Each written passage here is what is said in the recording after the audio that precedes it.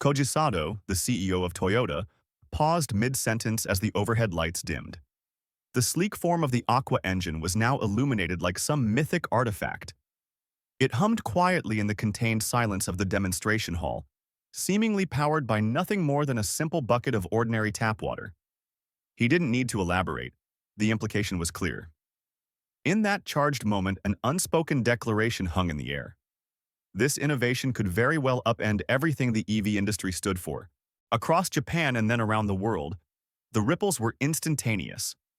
Observers struggled to reconcile the familiar image of Toyota, quiet, methodical, almost conservative, with this electrifying revelation.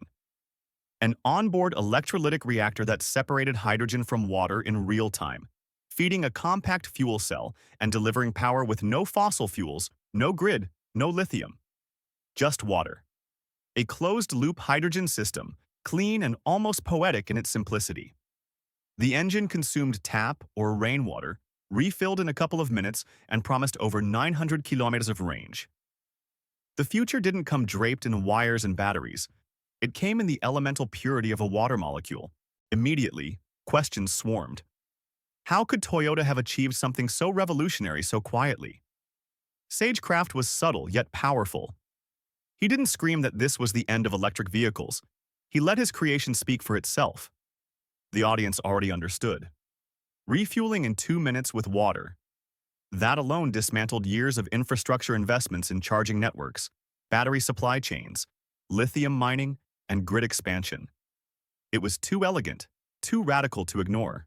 Journalists scrambled for clarity. Was this a fuel cell? No. There was no high-pressure hydrogen tank, no external hydrogen station. The hydrogen was born inside the engine on demand. The only byproduct was water vapor. That meant zero emissions, zero reliance on battery materials, and no requirement for rare earth elements. It was molecular fuel, pure and simple. In the marquee corridors of the EV industry, the shock was seismic.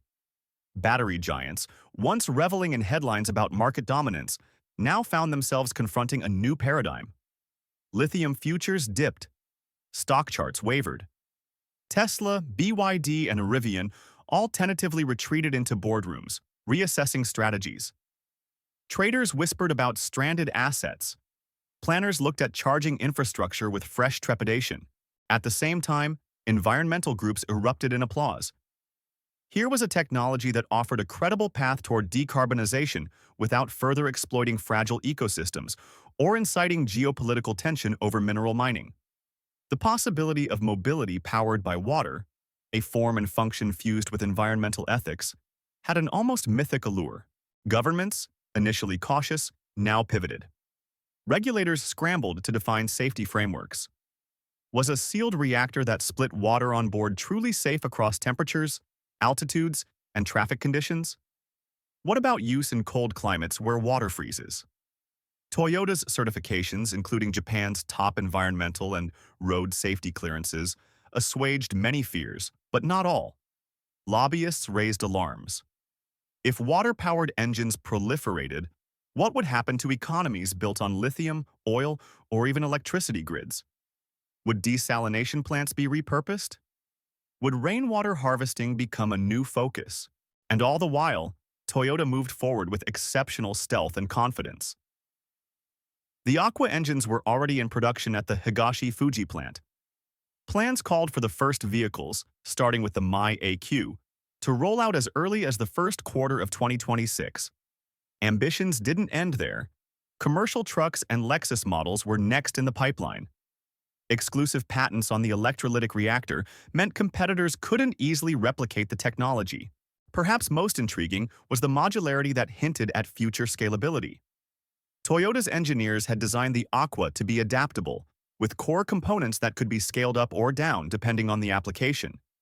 A city bus could house a larger electrolytic chamber for greater hydrogen throughput, while a compact urban commuter might operate with a smaller, lighter system. This flexibility meant the technology could saturate multiple transport segments simultaneously rather than waiting for a trickle-down effect from one class of vehicle to another. In research institutions, the unveiling triggered a renewed focus on complementary technologies. Advances in atmospheric water harvesting, for example, could pair seamlessly with the Aqua, allowing vehicles to generate their own water supply in humid climates. New materials for even more efficient electrolysis could push the system's performance further, while AI-driven route optimization could reduce energy demands to the absolute minimum. The social implications were equally significant. In developing regions where access to fuel is often limited or prohibitively expensive, a vehicle that could run on collected rainwater or locally sourced non-potable supplies could transform mobility. Farmers, traders, and rural healthcare providers could travel farther and more frequently without the economic strain of conventional fuel costs. Mobility itself could become more equitable, no longer restricted by the location of fuel supply chains. As engineers demonstrated the ease of operation to small groups in the hall, it became clear that user interaction had been a design priority. A single dashboard indicator displayed water levels, projected range, and hydrogen production rate in an intuitive format. There were no complex controls for the driver to manage. The system's AI handled everything from flow rates to temperature balancing. The driver's only task was to ensure the reservoir was topped up, a task so straightforward it required no special training. For Toyota, the unveiling was also a subtle statement of independence from dominant industry trends. While other automakers were betting heavily on solid-state batteries or extended-range EVs, Toyota had stepped sideways into a space with little direct competition. This move insulated the company from some of the fiercest battles over battery supply contracts and charging infrastructure partnerships. It also positioned them as a supplier of not just vehicles, but of an entirely new propulsion ecosystem that others might license in the future. The demonstration concluded not with a roaring finale, but with a quiet, sustained hum that seemed to echo the profound shift it had just initiated. As the lights in the hall returned to normal, the small, unassuming unit sat silent, its potential now fully unleashed into the world. The attendees, a mix of journalists, analysts, and industry insiders, filed out not with the usual chatter of a corporate event, but with a pensive, almost stunned silence. The questions that now occupied their minds were no longer about horsepower or torque, but about the very foundations of global energy and transportation. In the days that followed, the initial shockwave began to crystallize into tangible action. Toyota's stock, after a period of volatile trading, began a steady and unprecedented climb as investors recalibrated their understanding of the company's future value. It was no longer just an automaker. It was now the sole proprietor of a foundational technology, a position reminiscent of the early days of the microprocessor. Financial analysts struggled to find a historical precedent for such a sudden and complete disruption of an entire industrial sector. Competitive reactions evolved from dismissive skepticism to frantic, behind-the-scenes mobilization. Engineering teams across the automotive and energy sectors were hastily reassembled and tasked with a single objective: to understand and, if possible, circumvent Toyota's patents.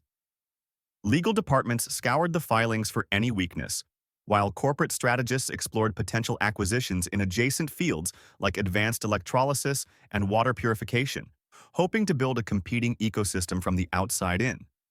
The race was no longer to build a better battery, but to find an alternative path to the same elegant solution. The geopolitical landscape also began to tremble. Nations rich in lithium, cobalt, and nickel watched their projected economic futures soften overnight. Conversely, countries with advanced manufacturing capabilities and existing water infrastructure networks saw a sudden strategic advantage. Diplomatic conversations subtly shifted. Trade delegations began including water resource managers and desalination experts alongside traditional energy officials. A new term, hydrodiplomacy, entered the lexicon, focusing on cooperation around water sustainability and technology transfer rather than competition over mineral deposits. Within Toyota itself, the mood was one of intense, focused execution. The unveiling was not the finish line, but the starting gun. The production lines at the Higashi Fuji Technical Center were a blur of automated precision, each Aqua engine representing a complex symphony of catalytic coatings and precision-machined reactors. The company's famed production system, the Toyota Way, was being tested and proven on a revolutionary new product. Every component, from the specialized membrane that separated the hydrogen and oxygen to the AI module that managed the reaction, was sourced and assembled under a shroud of utmost secrecy and stringent quality control. The first vehicles to receive the Aqua engine, the compact mirai, were already undergoing final endurance testing on closed tracks and in extreme environmental chambers. Videos leaked by the company showed the car being refueled by a technician, pouring a jug of rainwater into its intake port. A powerful, simple image designed to sear the concept of effortless sustainability into the public consciousness. Marketing campaigns were being prepared not to explain complex technical specs, but to showcase a new ritual of mobility, filling up from a household tap or a collected rain barrel. The broader implications for society continued to unfold. Urban planners began theorizing about hydro stations, not massive, expensive charging parks or dangerous hydrogen fueling depots, but simple, elegant kiosks that could be placed anywhere, even within residential buildings, offering purified water for fuel.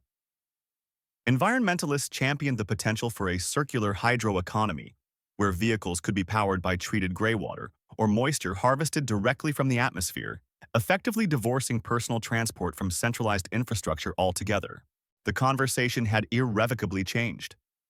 It was no longer about how to build a marginally better version of the past, but about how to navigate a future that had suddenly arrived, quiet and humming, powered by the most simple and abundant molecule on Earth. The age of the plug was being challenged by the age of the poor. The room's atmosphere during those final hours was one of measured excitement. This was not the frenzied hype often associated with tech reveals. It was the quiet acknowledgement of witnessing a step change in what was thought possible. Industry veterans, normally skeptical of grand claims, found themselves discussing practical deployment timelines rather than feasibility. Startups whispered about pivoting to support services, from water logistics to aftermarket upgrades. Policymakers in attendance considered how existing fuel taxation models might adapt when water became a primary transport fuel,